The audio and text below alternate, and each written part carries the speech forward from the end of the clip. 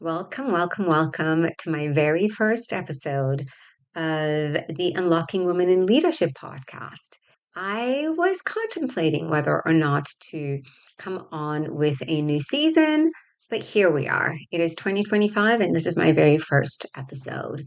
My commitment to helping you transform your life and elevate your leadership performance is way higher than me closing shop on the Unlocking Women in Leadership podcast for the very first episode of 2025.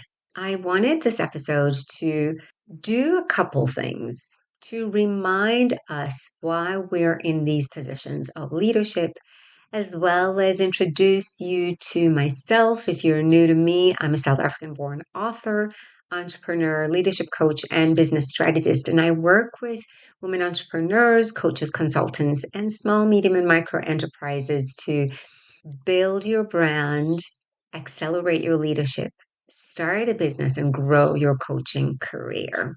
For today's episode, let's dive right in. As morbid as this next thought is, it helped me to think about the real purpose for my podcast.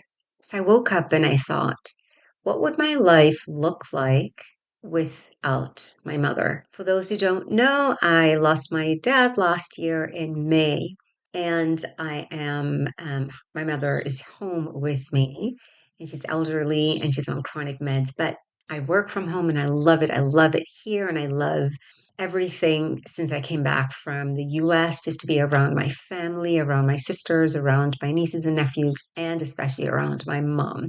But I had this thought, what would my life look like if she were no longer here? And as morbid as this thought is, it really helped me to think about the real purpose for my life, my podcast, my books, my business. And that thought caused me to think about my life and the areas that I would like to be focusing more on. The questions that I would consider asking is, so how valuable would my content be, especially on this podcast? I asked myself, which areas of my business would I be focusing on? What message would I want my nieces and nephews and generations to come to know about me? I thought about, what world do I want to live in? And I also thought about, what legacy do I want to leave behind for future leaders?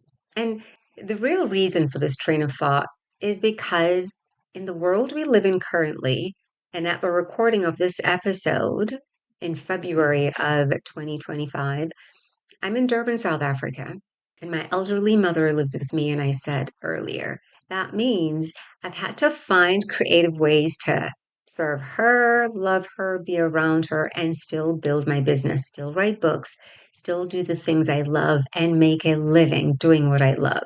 I've had to learn to create, to write, to strategize, and innovate in an unusual way, considering the circumstances that we find ourselves in.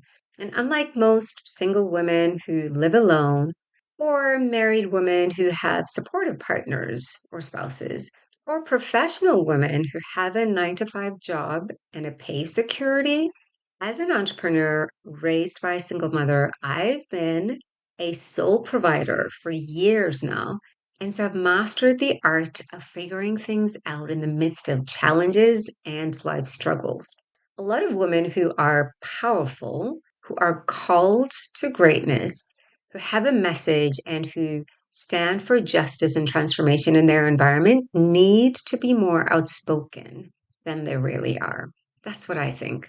Too many are silent because they're suffering and only have the emotional capacity to handle what's on their plate, whether that be from stresses at work or financial stress or taking care of a sick parent or navigating through loss or pushing themselves through to accomplish something, say an educational doctorate or an MBA, while their life is far from paused because they insist on fulfilling a dream.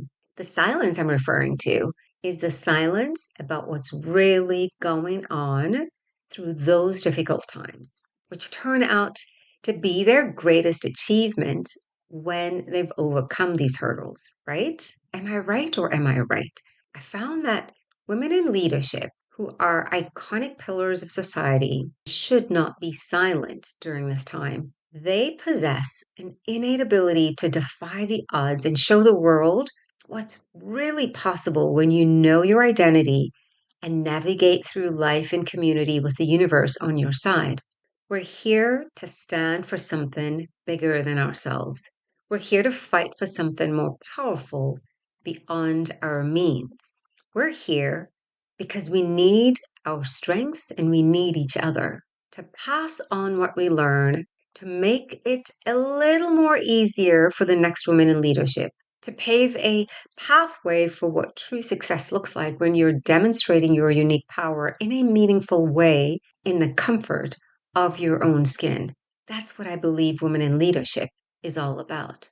We're the generation we need to get us through hardships, to get us through difficult times, as well as through the successes and failures they've labeled us and labeled on us as women leaders. We are each other's mirror. We stand side by side, forged and refined through fire and iron, sharpened and chiseled in places we never imagined, and yet here we are, taller, brighter, stronger, steady and structured, standing when they thought they would topple us over, standing when they were certain we would be derailed, standing taller still when they ridiculed us, calling us names even our enemies would dare not say out loud.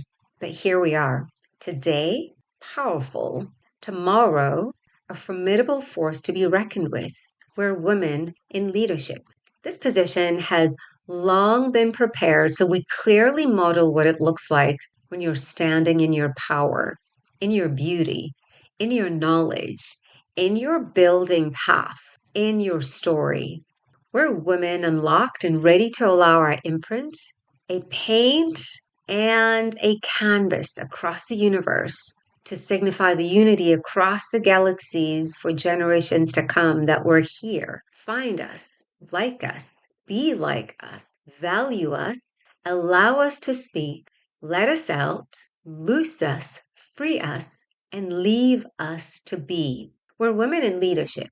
So how about we just get started with what's divinely placed on us to achieve and help us show you how it's done when we're in the driving seat of our destinies.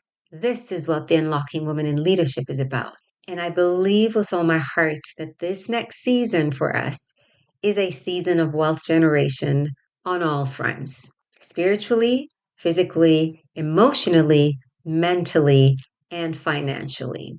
The only way our nieces and nephews, our sons and daughters, our next generation leaders will learn from us is when we demonstrate the true transformation of what it looks like to be a woman in leadership. I hope you stick around as we explore more opportunities of what leadership looks like, of what motherhood looks like, of what being a daughter and a sibling looks like, and what wealth generation looks like in the economic climate and social climate that we find ourselves in.